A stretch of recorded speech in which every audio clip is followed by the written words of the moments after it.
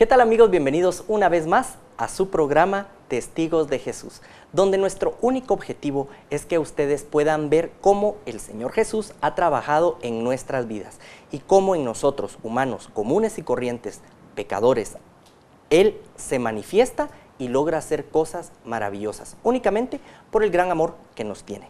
Nuestro invitado de hoy, Mike, a quien damos nuevamente la bienvenida. Muchas gracias. Un gusto tenerte aquí con nosotros y agradecerte por abrir tu corazón y compartir y testificar de las maravillas que Dios ha hecho en tu vida. Vamos a recapitular un poco tu testimonio hasta dónde ibas. Eras un niño muy pequeño cuando la poliomielitis llega a tu pierna derecha. Eso marca tu vida, pero lo marca de una manera positiva y es el motor que a ti te impulsa para ser mejor y dar a conocer del amor de Dios en tu vida con otros niños que estaban padeciendo por una situación similar. Pasas tu vida con los hermanos maristas en el Colegio Liceo Guatemala, ingresas a la universidad y ahí decides soltarte de la mano de nuestro Señor Jesús, empiezas a caminar por tus propios medios sin tomar en cuenta su consejo y su guianza. Eso te lleva a un primer intento por tener un hogar que fracasa, pero te da la bendición de tu hijo. Luego de eso viene tu matrimonio, marcado por una tía que te lleva a la iglesia donde tú te ibas a casar. Además, te invitan a un retiro donde tú tienes tu experiencia personal con el Señor y donde decides hace más de 20 años engancharte de las manos del Señor y servirlo. ¿He logrado hacer bien perfectamente el resumen? Un buen resumen, no cabe la menor duda. Entonces estamos en la etapa en que tú regresas con todo el ánimo y la intención de servir a Jesús. Llegas con tu esposa, le cuentas lo que ha pasado y le empiezas a manifestar ese deseo de transformar tu vida y por consiguiente la vida de ella y la vida de tu familia. Claro, claro. ¿Qué empieza a pasar y cómo se dan estos primeros días, meses? Es increíble, ¿verdad? Siente uno que tiene un fuego por dentro con el cual quieres prenderle fuego a todo lo que se te ponga enfrente y darles a conocer esa maravillosa experiencia de haberte encontrado con Jesús y con un Jesús vivo, un Jesús que te hace sentir perfectamente, que te perdona y que tu vida puede ser algo positivo y que lo que si antes tú creíste que era la felicidad y ahora te has dado cuenta que puede ser algo mucho mejor, tú la puedes alcanzar, está en tus manos. Entonces empieza mi trabajo. Te tengo que contar que yo sí desde el principio me metí de cabeza en las cosas de Dios. Mi cursillo de cristiandad termina el 16 de septiembre del 90, un día domingo, y el martes voy a mi primera ultreya, la reunión de todos los cursillistas, que es un medio de perseverancia. Miércoles hago mi primera reunión de grupo, que es también un medio de perseverancia. Y el jueves voy a mi primera clase de escuela de dirigentes. Es decir, todo lo que cursillos daba, todo lo tomé en la misma semana, en la primera semana. Tengo que contarte que ese mismo deseo de querer conocer cada vez más a Jesús, cuando yo repito aquellas palabras quizás ya muy conocidas de que nadie ama lo que no conoce, yo sentí lo contrario, que mientras más lo conocía, más lo amaba. Y eso me encantó, esa experiencia me encantó. Entonces me metí pero de cabeza, pero de cuerpo entero me metí en los cursillos de cristiandad y empecé a avanzar. En mi vida pasaron otra vez, no murió el Speedy González que te conté desde hoy. A los 2 años de ser cursillista, llego al secretariado, que es la cúpula de toma de decisiones del movimiento.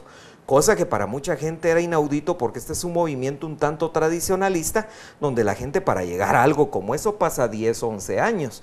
Y yo llegué en 2 años. Pero es que lo que pasa es que ya me había leído cualquier cantidad de la lectura, que es un movimiento que tiene mucha lectura, y entonces lo había leído, lo había preparado, lo conocía, lo degustaba, y entonces estaba dando toda mi fuerza en eso. Fíjate que ese fue realmente, porque aquí es donde dejo ya la parte de cursillos, porque yo estoy convencido de que Dios utiliza diferentes medios y para cada quien lo suyo. A ti lo que te funcionó a mí me fue funcionó cursillos, ¿verdad? A otra persona le podrá funcionar Biblia. La Biblia, la renovación carismática, la hermandad del Señor sepultado, es decir, lo que a cada quien le dé. Lo que pasa es que sí tiene que tener esos elementos, por ejemplo, de que te permitan un camino de perseverancia. Porque uno puede decir, bueno, yo siempre he sido católico, pero yo voy todos los domingos a misa. Sí, pero si nunca pasaste de eso, seguirás yendo todos los domingos solo a misa, primero Dios, ¿verdad?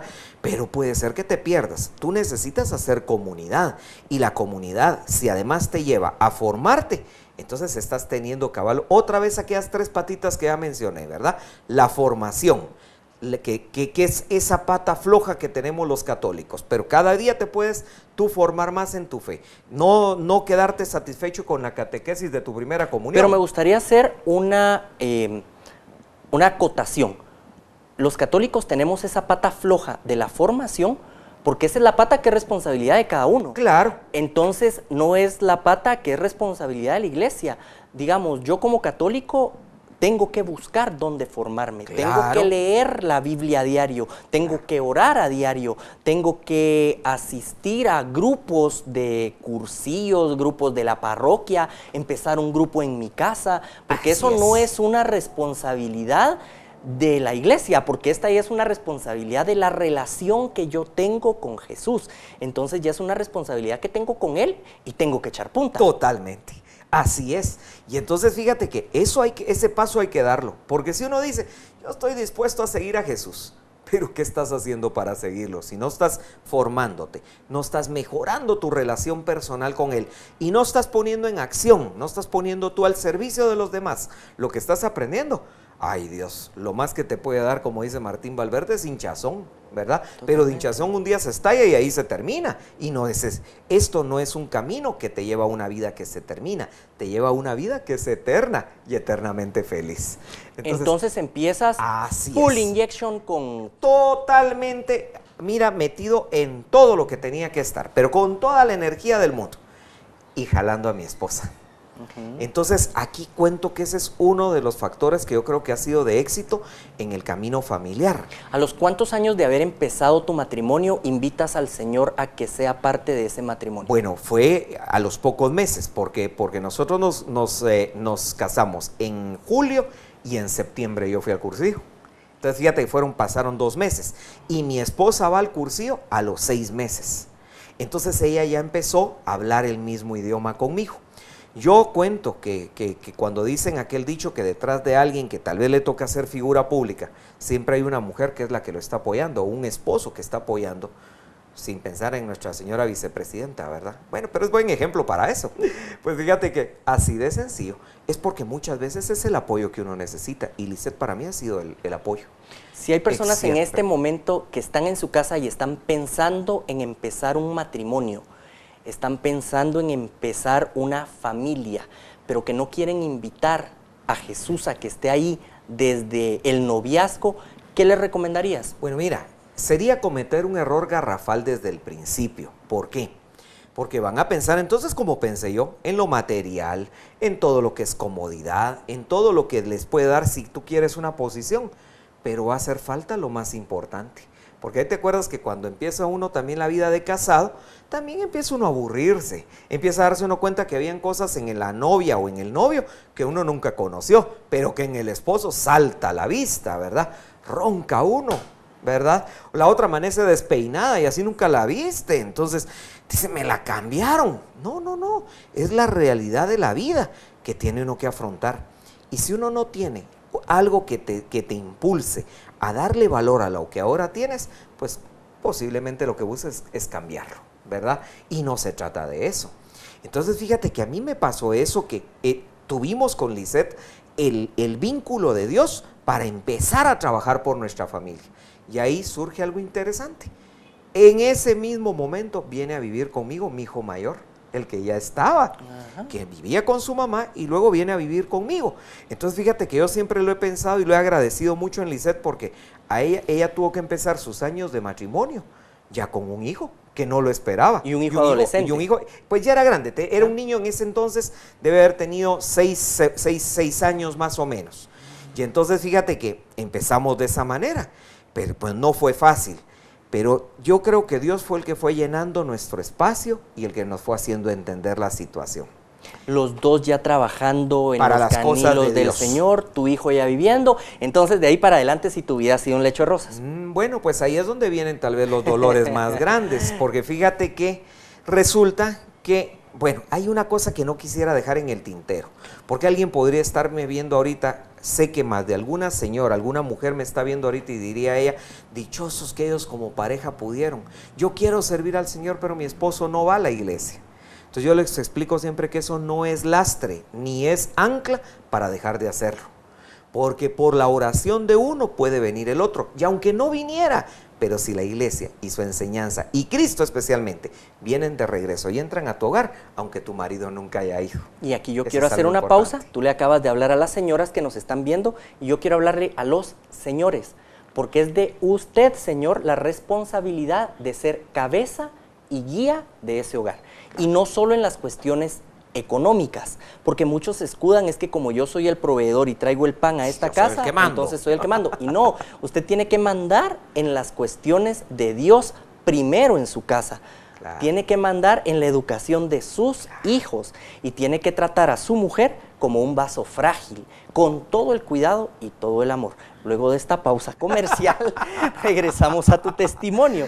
Entonces empiezan los dos a servir, tu hijo viviendo. Y ya pues empiezan a venir los otros hijos. Nace Diego, nace Marisa, entonces por último nace Pedrito. Y bueno, pues vamos, mis 4 hijos, mi esposa y yo vamos caminando. Pero fíjate que fue algo, bueno, yo cuento esos años, fueron hermosos, años de compromiso con el Señor, con la iglesia y tratando de aprender cada día. Yo siempre cuento que en lo cristiano todos los días aprendemos algo, ¿verdad? Y entonces vamos en ese aprendizaje cuando llega la Semana Santa del año 2001, que fue algo muy especial. Con mis hijos somos, pues ya te contaba, cucuruchos, y entonces, bueno, disfrutamos mucho de toda esta época. Pero mi hijo mayor, Michael, el que era hijo solo mío, ¿verdad? Me dice, mira, fíjate que me invitaron a hacer un viaje a San Pedro Sula. Entonces un buen amigo que me invitó y se acababa de graduar del colegio, que era un buen patojo, ¿verdad? Un buen patojo, no había pretexto para decirle que no. Y entonces, pues bueno, prepárate. ¿Y cuándo se van a ir? Fíjate que nos vamos miércoles santo. Pero qué raro, le dije yo, ¿verdad? Porque siempre la Semana Santa para nosotros, sí, me dijo, pero es la oportunidad. Y después pensé yo, dije, no, tienes razón, si es joven, es un patojo de 19 años, tiene derecho a ir a conocer. Todavía le dije, mira, pues qué bueno que lo vayas a conocer por ti mismo, porque lo que yo te puedo explicar de San Pedro Sula no es lo mismo que si tú vas y lo conoces. Dale, mijo, le dije. Todavía pasó algo muy interesante, ¿verdad? Porque él estaba con aquella incertidumbre si se iba o no se iba. Y le dice a mi esposa, le dice el sábado anterior a Ramos, fíjate, todo en una semana, todo en la misma Semana Santa, ¿verdad? El sábado anterior a Ramos le dice a mi esposa, le dice, fíjate que no sé si me voy o no me voy. Pues haz lo que diga tu corazón, le dijo, ¿verdad? Entonces voy a ir a recoger los turnos de Santo Domingo, le dijo. Y si el turno que me toca tiene la marcha que es una lágrima, ya no me voy. Pues yo cuento que en Santo Domingo uno no sabe ni dónde te va a tocar, ni mucho qué marcha menos qué marcha te van a tocar, ¿verdad? Y entonces, pero resulta que cuando regresó le dice, mira, ¿y ahora qué hago? ¿Por qué? Mira, una lágrima en su turno. Entonces le volvió a decir, ella, sé lo que diga tu corazón, le dijo, ¿verdad? Bueno, pues emprendió viaje. Bueno, el domingo de Ramos, todavía cargamos juntos en San José en la mañana, lo acompañé a cargar en la noche. Y esa noche me dice, mira papi, me dice, te voy a encargar un favor. El día que yo me muera, por favor que en mi misa de cuerpo presente me toquen la fosa y la marcha fúnebre, porque son mis marchas preferidas. Yo me acuerdo que pensé, este patojo 19 años está hablando tonteras, ya es el hambre y el sueño, pensé yo, ¿verdad? Se llegó el miércoles santo, se fue de viaje, todavía se pasó despidiendo de mí en el taller que tenemos, ¿verdad? Iba con sus amigos. Y bueno, pues así transcurrió la Semana Santa. Déjame contarte que en ese tiempo yo había trabajado muy fuerte en la evangelización de la Hermandad de Santo Domingo. Yo era el encargado de todo lo que era evangelización en esta hermandad. Y pues el Viernes Santo fue de mucho trabajo para mí, aún el Sábado Santo. El domingo de Resurrección, a eso de las 8 de la mañana, recibimos una llamada. He llegado a entender que era otro de aquellos ángeles que el Señor manda. Porque yo estuve en el lugar de donde supuestamente me llamaron y ahí no había señal de celulares, pero a mí me llamaron desde un teléfono de ahí para preguntarme, ¿usted es el papá de Miguel Ángel González? Sí, sí, solo para avisarle que él y sus amigos tuvieron un accidente. Y lo primero que uno pregunta como papá, ¿verdad? ¿Y cómo están? Están graves, hay que rezar mucho por ellos. Le voy a dar las señales para que usted pueda venir. Y me dio las indicaciones. siente uno que se te hunde el piso, ¿verdad? Como pude, arreglé lo poco que tenía para hacer viaje. Mi hermana, mi cuñado, se fueron conmigo y pues hicimos viaje para allá, para Santa Rosa de Copán, donde había sido el accidente. Cuento que durante todo ese camino, no sé cuántos rosarios habré rezado, pero siempre confío mucho en que Mamá María está con uno en esos momentos difíciles, ¿verdad?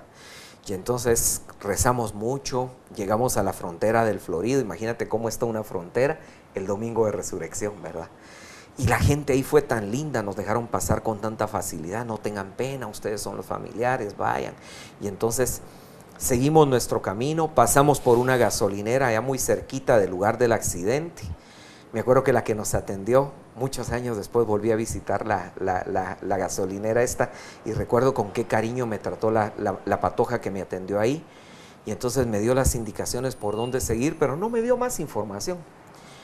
Y cuando llegamos al lugar, ¿verdad? Llegamos a la policía del lugar, ellos fueron los que nos informaron. Y pues déjame contarte que Maico, mi hijo Maico y sus dos amigos que venían en el carro, los tres habían fallecido.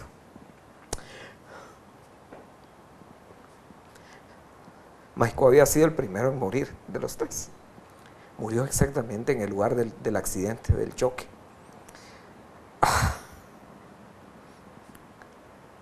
De aquel 15 de abril del 2001 para hoy. Cuando yo cuento esto, vuelvo a sentir el mismo dolor, el mismo dolor. Perder a un ser querido duele mucho, pero perder a un hijo es un dolor que no puedo describir. Una vez me llamó a la radio una persona y me dijo una señora y me dice, hermano Mike, ¿y usted cómo ha hecho para poder superar la muerte de su hijo? Y entonces le conté, le dije, eso no se supera nunca, se aprende a vivir con ese dolor. Pero yo soy un hombre feliz y completamente feliz. Pasar aquel momento era un momento de fe. Yo recuerdo que las palabras que yo le dije en mi oración al Señor antes de bajarme en Santa Rosa de Copán fueron, bueno Señor, si lo que yo voy a encontrar es un hijo hecho un vegetal que así va a vivir el resto de su vida en un hospital o en una cama, yo te lo voy a agradecer. Pero si lo que encuentro es un hijo muerto, también te lo voy a agradecer. Y se lo agradezco. De veras, créeme que de corazón se lo agradezco. A mí al final me quitó una pena, alguien menos que tengo que cuidar. Más bien ahora, y lo he visto muchas veces, como mi hijo cuida de mí, estando tan cerca de Dios. Pero fíjate que ahí empezó esa parte donde uno tiene que dar testimonio de que lo que uno cree, lo que uno predica, también lo tiene que vivir. La muerte de Maico para mí ha sido el momento más triste de mi vida, pero no por eso dejé de ser feliz. A raíz de aquello, yo he seguido trabajando, nunca dejé de trabajar ni para la iglesia ni para lo que hago. Ahora cuento con tanta alegría que después de haber tenido aquella escuela de evangelización en Santo Domingo, aquello se convirtió en un movimiento de la Iglesia Católica, un movimiento que ahora ya tiene 8 años, el movimiento de la Cadena de Oración por la Paz de Guatemala, porque a mí me ha tocado hablar con muchos papás y con muchas mamás que han pasado por lo mismo que yo. Y después de platicar y contarles yo mi vivencia y contarles de que uno puede seguir siendo feliz, que la vida no terminó para uno, que si uno todavía le tocó quedarse es porque hay un propósito de Dios para uno. Esa es una convicción de fe y que Dios te va a dar la tranquilidad y el consuelo para seguir adelante. Y que hay que darle, a ese propósito hay que darle sentido. Cuando yo veo que a la gente se le puede ayudar con eso, que lo que a mí me pasó le ayuda a otros, créeme, Jonathan, que yo he sido un hombre muy feliz. Y cuando empecé a darme cuenta que a mí mi felicidad me venía de la paz que yo tenía, de mantener una relación tan cercana con Jesús sacramentado, mira, pues no me quedó de otra más que compartir con todo el mundo lo que a mí me ha hecho feliz. El movimiento de la Cadena de Oración por la Paz de Guatemala es un movimiento 100% eucarístico, cuya misión es acercar almas a Jesús sacramentado. Y porque yo creo que para Guatemala hay una posibilidad de paz. Vi que pasó una guerra de 36 años, vi que se firmó un pacto contra la guerra, vi que se han hecho muchas cosas, pero veo que la gente todavía no vive en paz. pero yo conozco mucha gente que como yo, después de haber estado de rodillas ante el sagrario y darse cuenta que ahí está Jesús, el que se encarnó de María la Virgen, el que se hizo hombre, el que padeció y fue crucificado por nosotros, pero que resucitó y quiso quedarse por voluntad propia en ese sagrario y estar yo con él a solas muchas veces, quizás muchas veces llorando, quizás muchas veces entregándole mi dolor. Eso me ha hecho darme cuenta que esa paz puede ser una realidad. Entonces, mi vida tiene un propósito nuevo. Y mi vida es esa, que toda la gente que yo conozca logre tener esa experiencia de encuentro personal con Jesús, especialmente en la Eucaristía. Mike, ¿vas a estar algún día, al igual que todos, frente a la presencia del Señor? Así. Y es el camino que todos vamos a llevar, porque somos seres de un tiempo finito en este mundo. En ese tiempo vas a ver a tu hijo.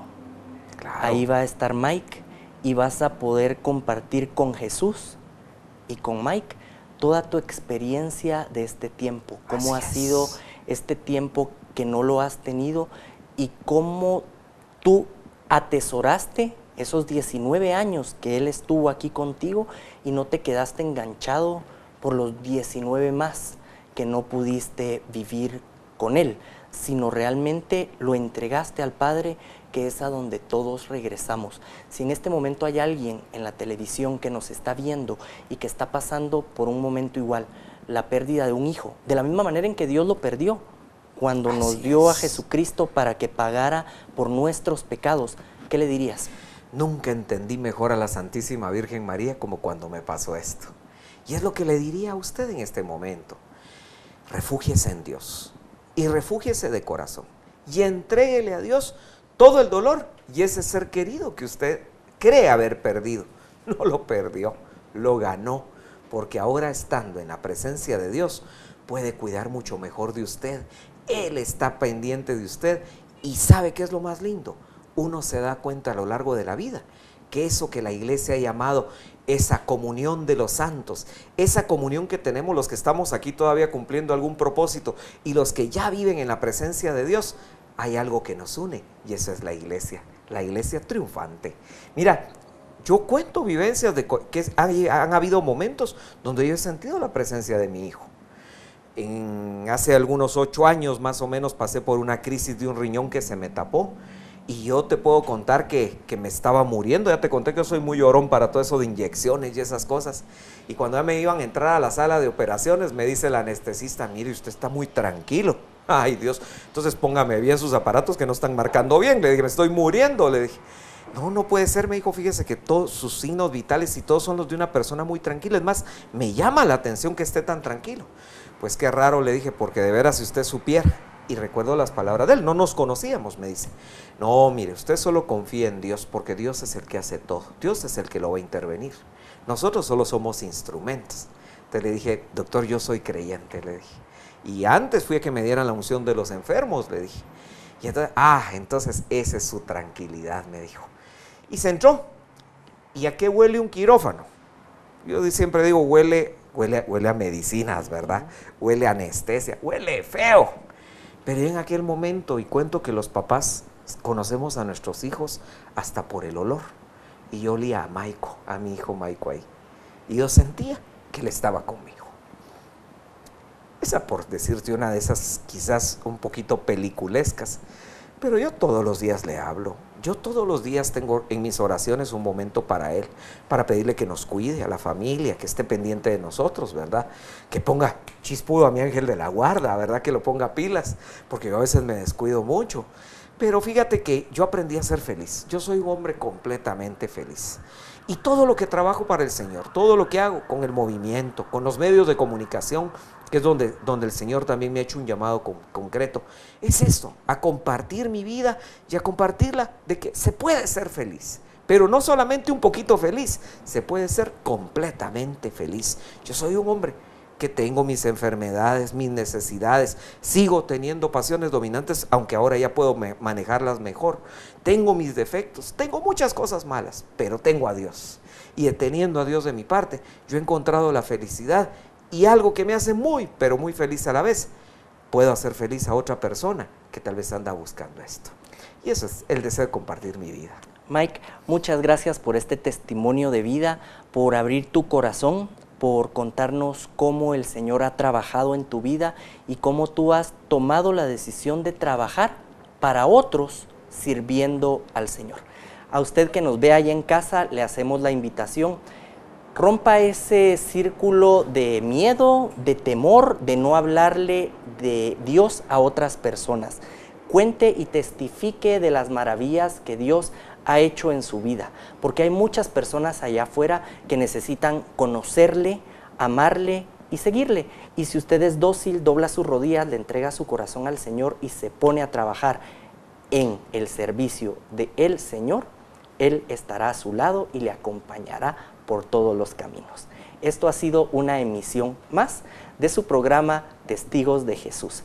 Que el amor, la paz, la serenidad de nuestro Señor Jesucristo reine en sus corazones y en sus hogares. Lo invitamos a que nos siga a través del Facebook y que nos escriba por nuestro correo electrónico. En el nombre del Padre, del Hijo y del Espíritu Santo, nos despedimos de sus hogares. Hasta la próxima.